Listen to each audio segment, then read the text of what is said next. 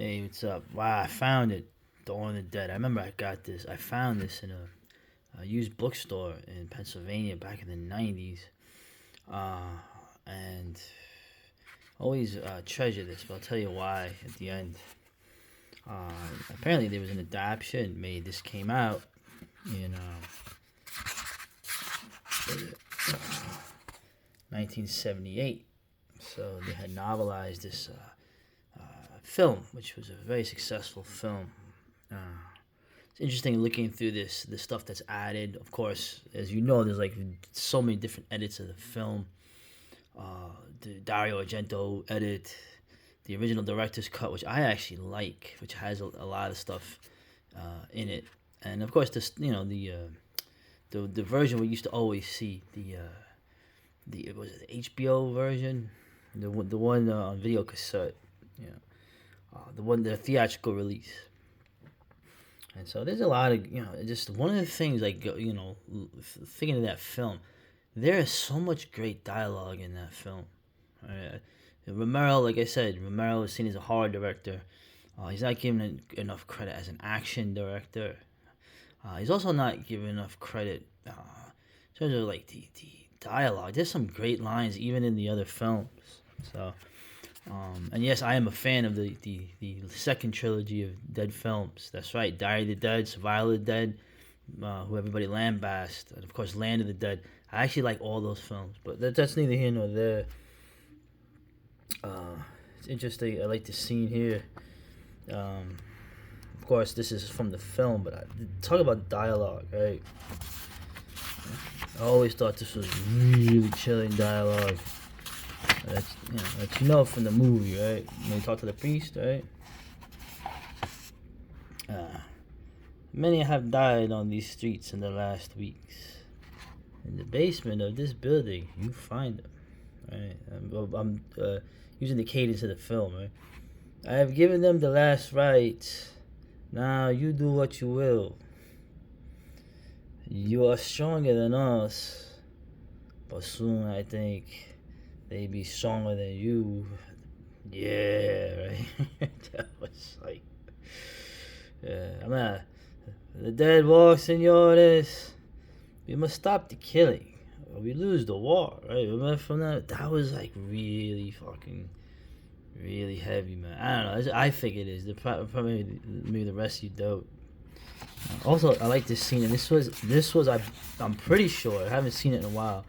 It was in the cut in the original Romero cut, where uh,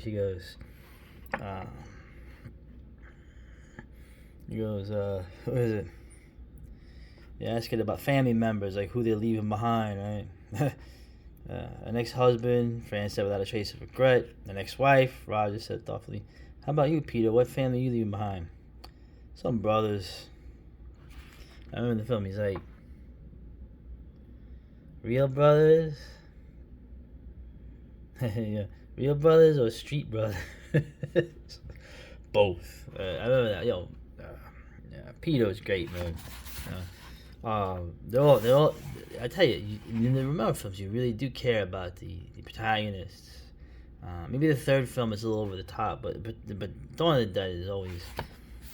You see, I'm gushing over this. This is one of my favorite films.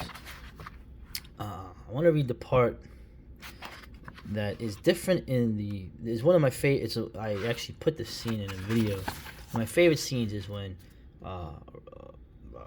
Roger's dying, right? And he's like, he doesn't want to come. He's like, I'm not gonna, you know, I'm gonna try not to come back, right? And so obviously he's not gonna do it. And of course, the scene where they're on the TV and they have the guy, the actor from the Crazies, who was the doctor, and that explaining to the radio, the New York radio TV guy about what they're planning to do, and you see everyone just going nuts, and he gives a little soliloquy about the same problems we always seem to have, no matter what decade. But I like this. This actually explains what he was trying to get at. This scene, it's a little different than what was filmed, right? And so he's watching the guy, and he goes, "I've got to be careful with words here." The scientist was saying, right? We haven't been able to study their habits. We repeatedly asked for live captures. We're going to have controlled studies. Those controlled studies, huh? We need supply and demand ratios. And the commentator, responds, you mean their need versus, scientists cut him off, versus the amount of food available. Let's be blunt, right? Pull this folding chair close to the camera. There's a commotion in the TV studio. Yeah. And Steve's like, Jesus Christ. Projected rate of growth. There's a critical balance, and it's the waste that kills us, literally. They use maybe 5% of the food available in the human body. The body is usually intact enough to be mobile when it revives. There's an ecological imbalance, and they're incapable of understanding. Right? What are you proposing? Right? We have to be unemotional.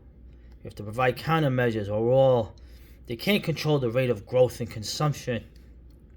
We have to control it for them.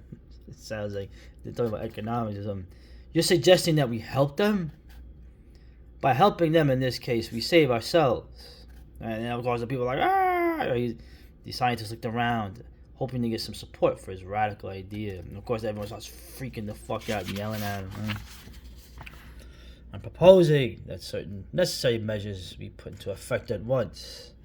Measures applying to all official search and destroy units while they're still operative, hospitals, rescue stations, and any private citizens. In cooperation with the mobile units of the OEP, the corpses of the recently dead should be delivered over to the authorities for collection in refrigerated vans. They should be decapitated to prevent revival. This collection, the sign shouted over the voices. This collection should be stored, rationed for distribution among the infected society.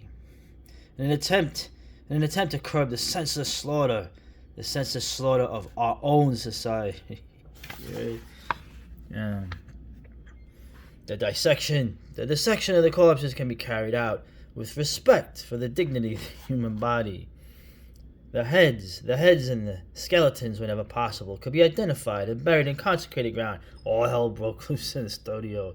Chairs were thrown on the stage, right? So, and of course, at that time, as that's going on, Peter revives as a zombie. Roger revives as a zombie, and Peter's there to put him out of his misery.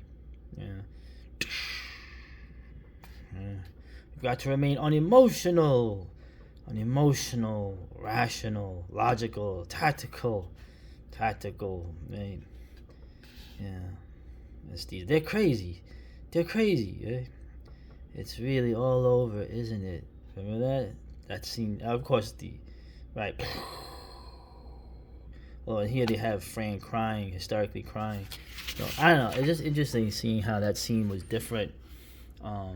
Both interesting. Obviously, that was the idea they were trying to get across. It's a little muffled when you hear it, of what they're trying to do. Other than, they're trying to feed the zombies instead of having them eat us.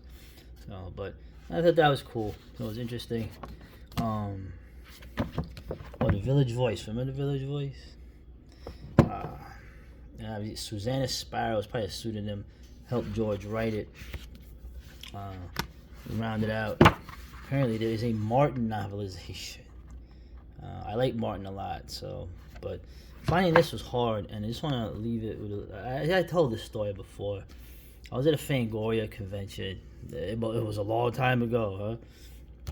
And I remember seeing George Romero, and I had this book with me, okay? And I saw him in the hallway. He was some guy, I assume he was his publicist. Yeah?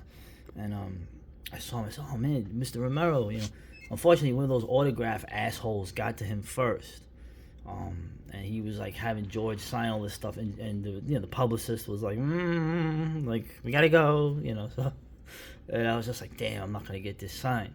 But George signed everything for that jerk off, and then the second he was done doing that, the publicist was trying to get him out of there, and George said, wait. He looked back at me, he looked to me, and he says, hey, I'll sign this for you. And there it was. And he was really cool. And he stayed an extra 2 minutes. I was just talking to him, really, really warm. I keep mentioning him and Roddy Piper for some reason. Two of the warmest individuals I've ever met. They emanated like they emanated like genuine appreciation in a way that I have never felt. So yeah, rest in peace, George Romero. As unfortunately, like I keep saying, the future is going to resemble more and more the dawn of the dead. Later.